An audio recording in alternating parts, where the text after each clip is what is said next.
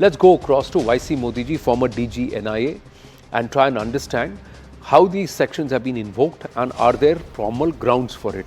YC Modi ji, Namaste, Jai Hind. My name is Anand Narsimhan. Thank you very much, sir, for your time. Sir, my first question to you. Namaskar, Anand. Sir, my first question to you. The clauses of UAPA, can they be invoked as they have been in this matter? Anand, Parliament is a symbol of the sovereignty of the country. Any attack on Parliament is attack on the nation. A terrorist act, a physical attack has been committed by these people by circumventing the system. And in fact, prior to the enactment of this act, all these actions by these people amounted to waging war against the state. Now UAPA has provided a very comprehensive definition of the terrorist act.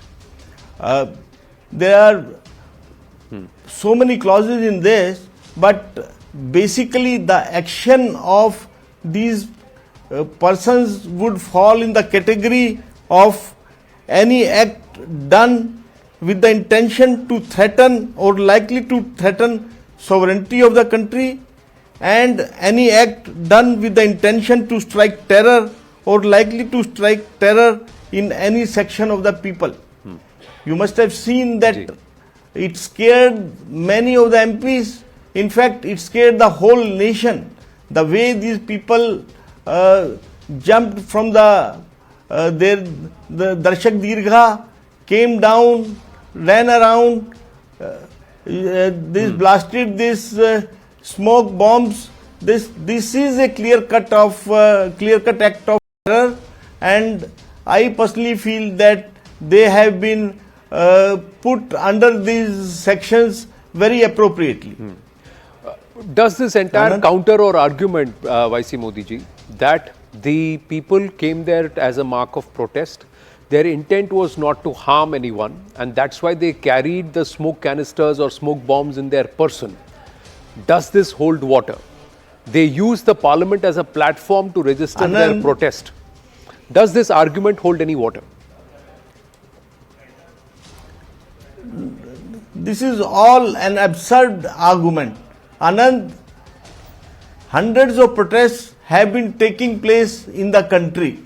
You know, we have specified places in Delhi where earlier it used to be Boat Club, Jantar Mantar. The places have been specified. Inside Parliament, this is no way of protesting. It can't be allowed. It's a question of sovereignty of the country. Outside the Parliament, the spaces which have been specified, if they would have done that, there itself fine. But entering into Parliament in this manner, I mean, to call it a protest is trivializing a very, very heinous crime and a very, very serious issue of the national security. So an issue as serious as this, YC Modi ji, is suspension of 8 officers enough, or should more be done? And I'm asking you with the utmost intent of the fact that we should protect our symbols of democracy, because this could have been anthrax or it could have been sarin gas. We should somewhere be thankful it's a color bomb. But this could give ideas to those entities who are inimical to Bharat. Can they so easily breach the parliament? Anand, undoubtedly it was a lapse on the part of security personnel. But considering the seriousness of the issue, a team has been asked to inquire into the incident, and that too by a DG level officer. I am told Mr. Anish Dayal Singh would be inquiring into this episode. So I think government has taken it very seriously, and heads would roll depending on the inquiry and its report. What do you think needs to be done to secure institutions further, especially institutions like the parliament? Because it's quite stark and everybody was shocked because it happened on the 22nd anniversary of the Parliament attacks of 2001, YC Modi ji? Anand, there is a proper system of analyzing any incident which had taken place. In fact, I worked in CBI for 10 years and NIA around 4 years. Ji. After any investigation, we would write to the government, we will write to the concerned agencies about the lacunas, about the lapses noticed by us. So in this case also, I am pretty sure that Delhi police, which is investigating this case, will come out with their recommendations which need to be done to plug these type of leakages. But offhand, we can say so many things, like putting the glass before the Darshak Dirgha, or a little more checking of the people who are going, posting more marshals that anybody who moves is caught immediately. There are so many things which we can tell offhand, but I personally feel that there should be a comprehensive study and then there should be proper recommendations for dealing this matter appropriately. Could you please explain to our viewers the contours of section 16 and 18 of the UAPA and why they have been invoked in this case? No, because section 16 provides the punishment for a terrorist act, and it is clearly a terrorist act as per section 15. I personally feel that this is correct application of law. We cannot allow some hooligans or some these type of people to play mischief with our parliamentary democracy. And I personally feel, given the facts, that it is not just these 5 or 7 people who are behind this attack.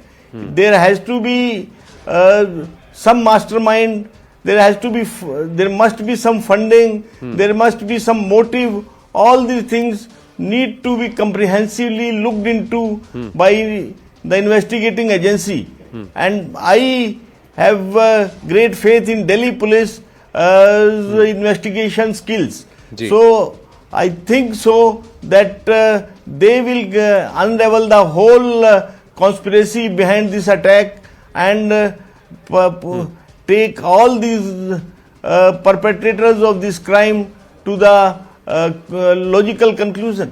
So, in your experience and in your wisdom, you believe that these are just pawns. There is more to it than meets the eye. My final question, YC Modi ji. I personally feel that they are the foot soldiers, and there must be certain others who are behind that. This type of conspiracy cannot be hatched by people like these youngsters or without any support from some bigger ones. So I think there is a lot of work to be done by Delhi police, and they can take the assistance of specialized agencies and intelligence agencies in this matter. YC Modi ji, thank you for your time and thank you for shedding light and giving us some perspective as far as the technical aspect and why you believe that there's got to be more to it than this. There are some people who are instrumental in the funding and also orchestrating or masterminding of this. Thank you very, very much.